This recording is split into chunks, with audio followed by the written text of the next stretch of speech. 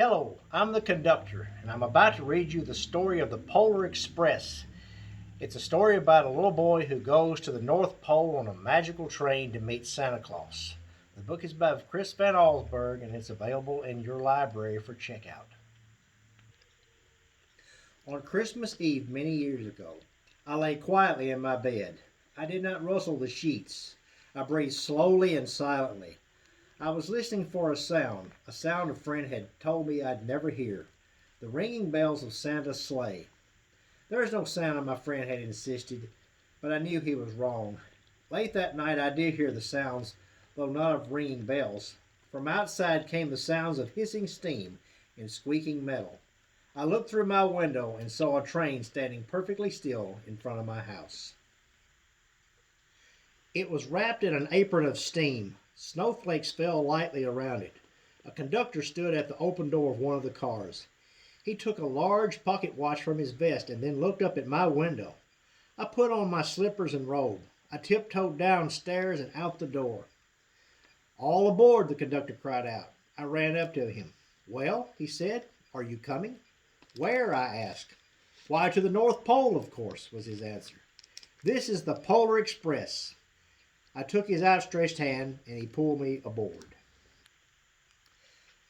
The train was filled with other children, all in their pajamas and nightgowns. We sang Christmas carols and ate candies as white as snow. We drank hot cocoa as thick and rich as melted chocolate bars.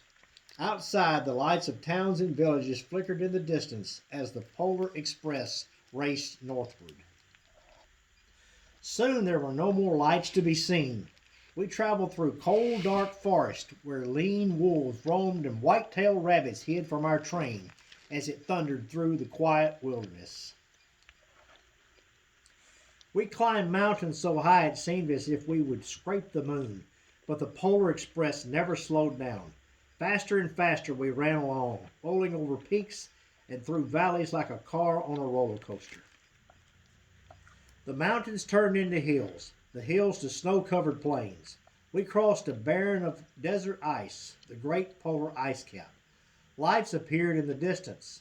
They looked like the lights of a strange ocean liner sailing on a frozen sea. "There," said the conductor, "is the North Pole."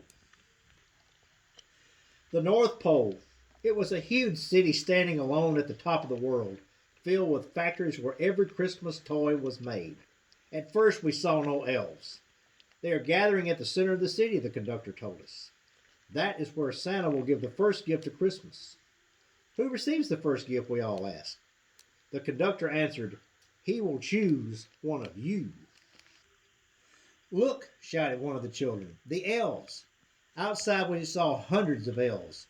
As our train drew closer to the North Pole, we slowed to a crawl. So crowded were the streets with Santa's helpers.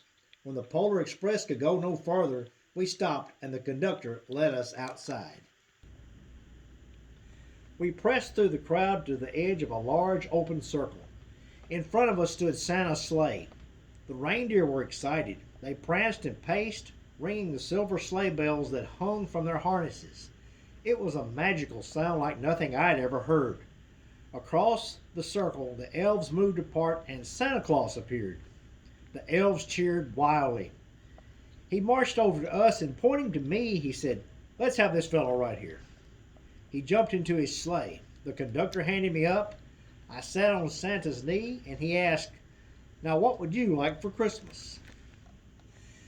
I knew I could have any gift I could imagine, but the thing I wanted most for Christmas was not inside Santa's giant bag. What I wanted more than anything was one silver bell from Santa's sleigh. When I asked, Santa smiled. Then he gave me a hug and told an elf to cut a bell from the reindeer's harness. The elf tossed it up to Santa. He stood holding the bell high above him, called out, "The first gift of Christmas." A clock struck midnight as the elves roared their approval. Santa handed me the bell and I put it in my bathrobe pocket. The conductor helped me down from the sleigh. Santa shouted out the reindeers' names and cracked his whip. His team charged forward and climbed into the air. Santa circled once above us, then disappeared into the cold, dark polar sky. As soon as we were back inside the Polar Express, the other children asked to see the bell. I reached into my pocket, but the only thing I felt was a hole. I had lost the silver bell from Santa Claus's sleigh. "Let's hurry outside to look for it," one of the children said. But the train gave a sudden lurch and we started moving. We were on our way home. It broke my heart to lose the bell. When the train reached my house, I sadly left the other children. I stood at my doorway and waved goodbye. The conductor said something from the moving train, but I couldn't hear him. "What?" I yelled out. He cupped his hands around his mouth. "Merry Christmas!" he shouted. The Polar Express let out a loud blast from its whistle and sped away. On Christmas morning, my little sister Sarah and I opened our presents. When it looked as if everything had been unwrapped, Sarah found one last small box behind the tree. It had my name on it. Inside was the silver bell. There was a note. "Found this on the seat of my sleigh. Fix that hole in your pocket. Signed, Mr. C." I shook the bell. It made the most beautiful sound my sister and I had ever heard. But my mother said, "Oh, that's too bad." "Yes," my father said, "it's broken." When I had shaken the bell, my parents had not heard a sound. At one time, most of my friends could hear the bell, but as years passed, it fell silent for all of them. Even Sarah found one Christmas that she could no longer hear its sweet sound.